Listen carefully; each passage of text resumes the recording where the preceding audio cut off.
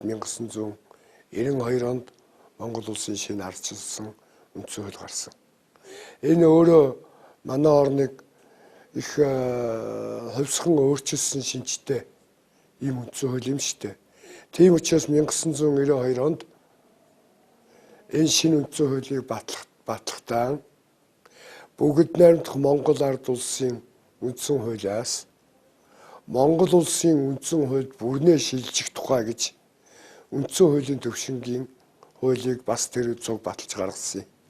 Энэ үндсэн хууль яг жинхэнэ утгаараа ард түмэн тэр хоёрын хоорондын ард түмний нийгмийн гэрээ болж чадсан энэ үндсэн хууль гэж бол мэргэжлийн хүмүүс ард иргэд бид бүгд ойлгох ёстой.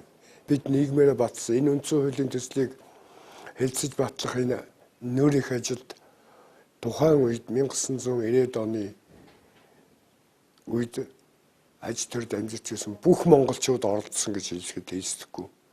Төрийн сүлдний дуудлын үг зохиох гээд 80-аад хуйлаар ард түмэн эрүүлж байсан үндсэн хууль бол суулгах комисс.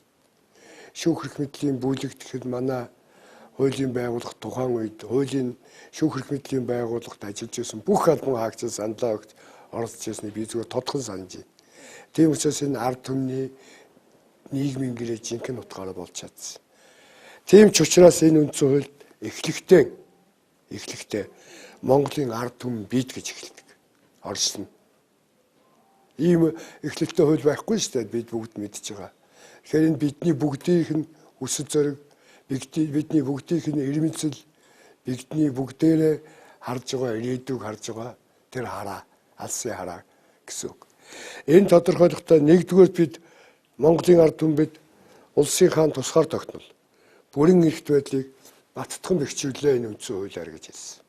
Хоёрдугаар хүний эрх чөлөө шударгаас үндэсний эв нэгдлийг эрхэмлэн дээлж тодорхойлсон энэ үндсэн хууль.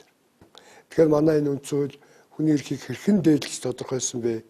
Хүний эрх чөлөөг хэрхэн ханх арга замыг заасан бэ гэдгийг бид энэ зүйлс харж байна.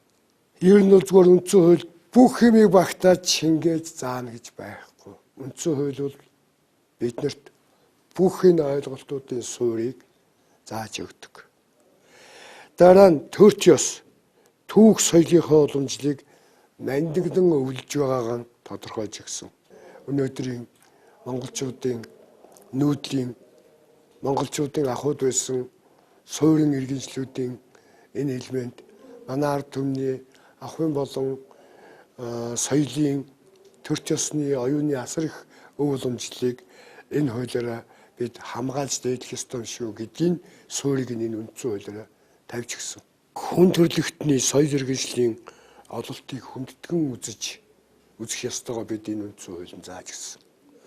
Өнөөдөр энэ үндсэн хуулийн агуулгаар бид олон ургалж үзэл аливаа асуудалд хандахдаа хүлээн зөвшөөрөхүүдээр суурилсан олон ургалж үзэл, олон ургалж хандлага, олон шийдлийг тодорхойлох боломжийг энэ үндсэн хуулиар бидэнд ард түмэнд оюун санааны хувьд олгоод өгсөн юм шүү дээ.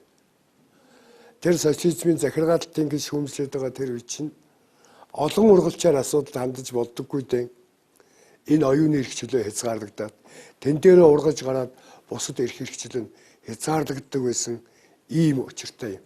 Эцэстний эх орондоо хүмүүнлэг иргэний ардчилсан нийгэм цогцлуулан хөгжүүлэхийг эрхэм зорилго болгоно гэж энэ зорилгыг хэрэгжүүлэхэд бол үндсэн хуулийн энэ нийт 70 зүйл энэ зорилгын хүрээ агуулгыг тодорхойлоо.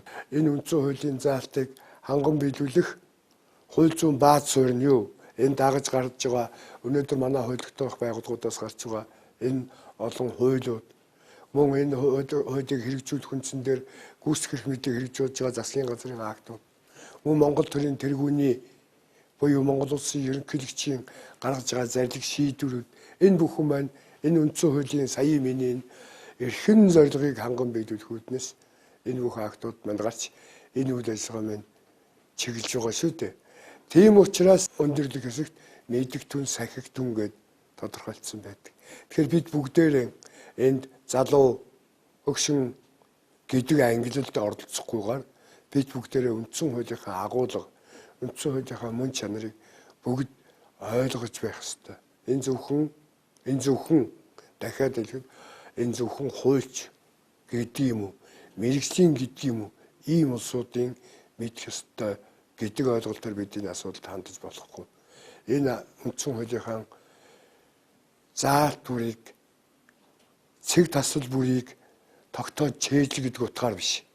Энэ үндсэн хуулийнхаа үсэл санаа, үсэл баримтал, түүний мөн чанарыг хүн бүр биедээ шингээж ойлгож авч чадах юм бол буур тусгаар бүрэн эрт Монгол улсынхаа жинхэнэ иргэн байхын нэгэн утга учир нь оршин доо. Монгол улсын үндсэн хууль.